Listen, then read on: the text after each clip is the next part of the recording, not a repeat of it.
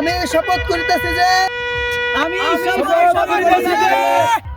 আমাদের সেবায় আজকে থেকে আমরা বিড়ি খাওয়া বাদ দিব।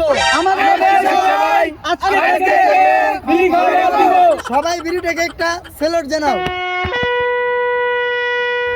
চলো, আমার কাছে আজকে একটা বিড়ি আছে, এটাকেও আমরা আজকে কবর দিয়ে দিব।